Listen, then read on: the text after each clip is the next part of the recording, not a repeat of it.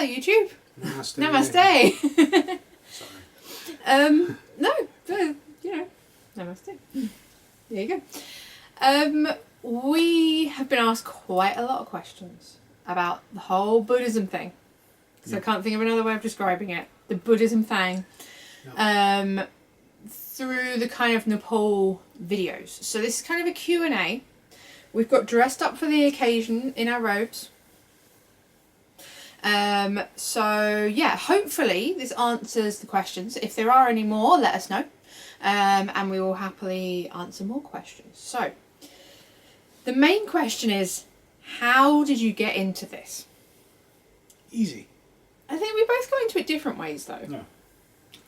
I know that when we were talking to our teacher, who we'll get to in a minute, he was like, you will know when Buddhism hit you. And I was like, what? But 10 years ago, thank you to Facebook, 10 years ago, I got my Buddha tattoo. So I think that kind of tells me where I started. And I have, you can kind of see, a medicine Buddha. It's a very specific Buddha that I specifically wanted, not just like any old Buddha. I wanted a medicine Buddha. So that's kind of where it started for me. But nothing really kind of happened. It was just an interest. So that's where it started for me. Whereas for you... Technically, it was 40-something years ago.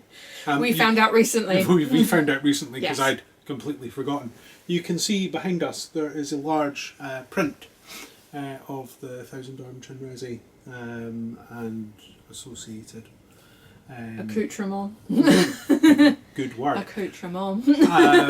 Which is a print of like the other what's the word I'm looking? So Tankers. we've got tankers around the room. What I am going to do is, if you head on over to Patreon, I'm going to do a full tour of the room. This is our Gompa, which we're currently looking after for our Sangha. These will be explained in a minute. But if you want to know exactly what's in here, head over to Patreon, and I'll do a full-blown tour of what's in here and why and how and what it means. But yeah. There's a tanker, a print of a tanker, behind which my mum bought in the 70s in Jeffrey Street here in Edinburgh, and that was up in the kitchen, and I'd completely forgotten about this. So I've had this as part of my history, for want of a better description, for the last 40 odd years, which I'd completely forgotten about until she dug it out. And also, Thousand Arm Chinrezi is one of the deities or one of the kind of emanations that our teacher has as part of their teaching in the American Gompa. So it is even still connected to our teacher. I guess from there, both of us when we went to Thailand, we met an amazing monk called KK. Yeah. There is a video on this, and it shows you the kind of meditation techniques that he taught us. And KK, I love KK to bits. He's awesome, but we just didn't click, and it just wasn't for me. Like, Thai Buddhism is not geared towards women at all. Yeah. So yeah, that was the end of that. Then we met our teacher. So this is our teacher. He is called Thupten Rinpoche, Lama Thupten Rinpoche. So this is our teacher. And we met him in Edinburgh. So I was helping out the Himalaya Cafe with their social media. And Rika, the owner, was like, oh, I've got a Lama coming to teach meditation. Can you advertise it? It's like, yeah, sure. And I was doing it. It's like, sounds interesting. We're not working. Let's go on. Sod it, let's go. So we went with a friend of ours who is pagan. So none of us were kind of really expecting anything to happen. And we got there, and Rinpoche, as we call him, was downstairs looking lost amongst a sea of boxes. So, just what you do as a regular good person. Like, do you want a hand? Do you want some help? Yes, please. Thunder. So we never get thunder in Scotland. Yes. So we asked him if he wants a hand. Yes, he does, because it turns out that he has fallen and he has ripped all of the tendons in both of his knees. So between yourself, our friend Susan and myself, we unpacked it and we put together the meditation room, which in itself is an incredible experience, because you go to these temples and you see everything set up and you're just like, wow, this is incredible. But you never think like how, why, what's the reasoning, where do things go? So it was kind of incredible. Yeah. And there was just something about him that just clicked. And I know for myself, immediately I was like, I need to come back and I want to see more of this guy. Yeah. Because, yeah, there's something about him. Yeah. That just, I adore him. There's just something about him. So that happened. And by the end of the 2 weeks that he was here, I decided to take refuge. So it's kind of like being confirmed in Catholicism. Yep. It's you saying, no, I am going to be a Buddhist and nothing else, and not like a Christian Buddhist, a Jewish Buddhist, or anything like that. I am going to be a Buddhist. End of story. Now, different ilks of Buddhism have different, not rules, but Rinpoche is very traditional, very old school, and very strict on certain things. So for him, you're Buddhist or, don't take refuge. If you want to do both, fine, but you do not take refuge, and I am not going to teach you seriously. Fine. That's his thing. He is Tibetan Buddhist, because again, there's Thai, there's Indian, there's Tibetan, there's lots of different types. He is Vajrayana and Mahayana. So Mahayana is the great vehicle, which is the teachings and belief that you can reach enlightenment within your lifetime. And then there is Vajrayana as well. There's another yana, which is Tibetan. And then you've got Thai and everything else. So that is him. And he is old school strict, which works for me. Normally I hate authority, but with him, it works. Then you weren't around, you were working that time, and you weren't entirely sure it was for you, which is fine, because that's the whole point of this. Like, if you want to do it, do it. If you are not sure, then don't do it. If you have any doubt, don't do it. Just, if you are 100% sure and you are ready for, like, teachings and trainings and, like, to be told to do things, and you just damn well doing them, then do it. Which, it was the right time for me. It wasn't for you. Yeah. I think it was also, like I say, I was working that day, and it was something where you'd said, we're taking refuge.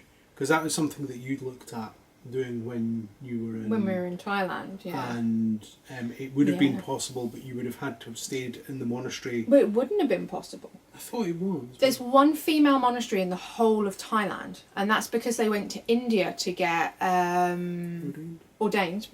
And then came back. However, you can't go and take refuge and become ordained in Thailand as a woman if you have visible tattoos. Oh. So I literally just got my head tattooed. So that I couldn't do it. So again, it was that thing of like, how did this come about? Because, I'd reached kind of dead ends other ways, and it turns out that this was the way. Yep. Plus, Rinpoche and his teacher that we went to go and meet, they are very pro-women. There's still this stupid thing of women can't reach enlightenment. Maybe you'll get reincarnated as a man next time, which is just infuriating. But both of our teachers, because we now have a second teacher, they're a lot better with that. They're very pro-women, which is good. But anyway, sorry, you were saying. So you didn't take refuge the first time with me. Because we found out like a couple of days before, or I found out a couple of days before, it was the refuge. It was like, that's something that I'd be interested in, but 2 days, this is something that I don't want to enter into lightly because of what Rinpoche had said. It's 2 days, and I need to change shifts, and there's too much to do. I guess again, it's one of those things of like, you've reached a dead end. It's not for you this time. It happens when it happens. Yeah, and I was just like, no. I think that if I do this, I'm rushing into it, and no, I want to be a bit more organised. But he came back. He came back like 3 months later, and it was for another week this time, wasn't it? And like 4 days in, he did refuge, and that time it was for you. No. So these things all work out. So that's kind of how. Why? I guess just because That's the tricky part. I've never been a religious person. Snap. I was forced to go to Sunday school as a kid, and I hated it. I absolutely despised Sunday school. My nan still spits feathers about the fact that I'm not christened. She's so angry about the fact that I was never christened. We don't talk about it. Funnily enough, my parents didn't want me christened. They were very much we will not burden you or your sister with religion. If you find it later on in life under your own steam, as I exactly. have, then well, fantastic. That's the thing. That's what I'm kind of getting at. That it's not a religion. While it does seem like it, because I've been fortunate enough that Rinpoche, being one of the first ones that took refuge, said, "When I'm not here, you're going to teach." So I was like, "What?" I've had time sitting and reading and trying to like explain things to people and quote teach, like being his parrot really and his seat warmer, because I can't even begin to be anything like him. It's not a religion. He had a lovely phrase which he used. What was that? When he was talking about his teacher, Yes. and he says, This is his teacher. This is Kempo. And he says, I don't know as much as Kempo. I'm just idiot on street corner banging a drum for Kempo. And I'm just an idiot standing on another corner banging a drum for him. So it works its way down. But I like that as a description. It's just standing on a corner banging a drum. It's like, that works. Exactly. But trying to explain this to people who have never encountered Buddhism or have or haven't, it's not a religion. No. While you will see people bowing down to a statue, so we have a wooden Buddha here. Sometimes it's a plaster one. You know, people aren't worshipping a plaster Buddha. They're everywhere, like plastic Buddhas and everything. Yep. It's about you. The only person who can do anything is you. You have an innate Buddha nature. So the Buddha nature is the goodness that we are all born with. So when we are born, you don't know racism, hate, any of these things. No. That's your inner Buddha nature. It's about reversing the things that, like racism and hatred, and going back to your own childlike Buddha nature. No. It is not about worshipping a plastic, a wooden, a plaster Buddha. No. When you see people, because it does seem very ornate when you have these giant Buddha statues, like they're reminders. So the reason you bow down to a statue is to show respect. It's about showing respect to the teachings of the Buddha, but also it's about showing respect to yourself. And when you are doing prostrations, when you are bowing down to something, what you're basically doing is you are offering up 5 points. So hands and knees and your forehead. You're offering up the 5 poisons so that you can become a better person. Because also with the lotus, the reason the lotus is such a symbol is because if it wasn't for the roots in the dirt and the crap, you wouldn't have the beautiful lotus on top. And it's all kind of geared and revolving around that when you're offering up your negativities, it's so that you can become the ultimate lotus.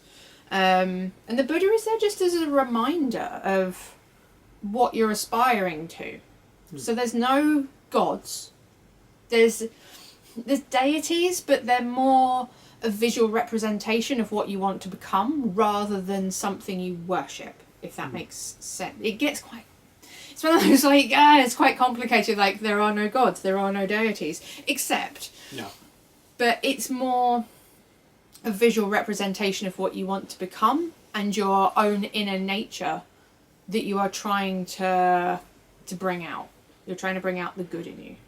So, yeah, that's why for me, because it's not a religion. Yeah. It's about you. You can't, like, no one else is going to fix it for you. You've got to do it. Yeah. So that was one of the things when we were over in Nepal. We saw Joaquin. Yeah. And he had his talk. Yeah.